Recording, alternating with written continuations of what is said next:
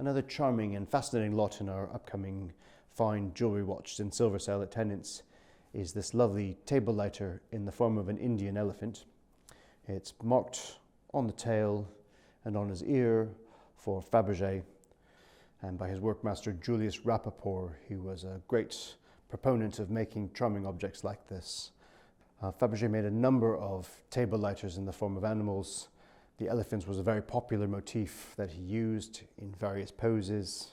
So the head is hinged and opens to allow the body to be filled with spirit, and the trunk is hollow to accommodate the wick. And as one would expect of Faberge, the quality of manufacture is spectacular, with even the terminal to the trunk being finely pierced. This example comes with a fascinating provenance. It was owned by Mr. and Mrs. Stanley Elliott, who were coal mine owners near Huddersfield and were great collectors and travellers of the world. We do have one invoice which shows him in Quebec buying Russian works of art from a dealer in Montreal. So certainly it was an object that it was a collecting category which he was very interested in. And he was also a lifelong smoker of cigars and cigarettes. So an object like this would have appealed to him as something he could use, as well as being a charming and tactile object.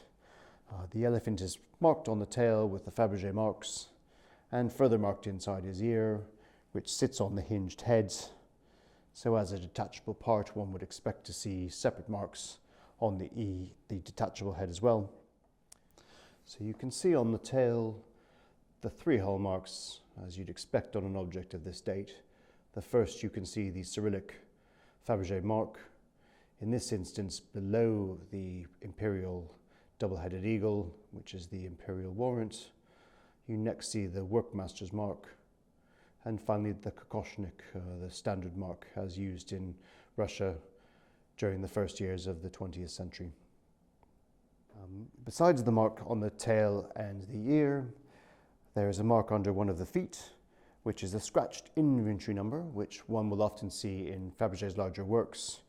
And were the inventory still to exist, one will be able to tie the object to when it was sold and who was the original purchaser of it.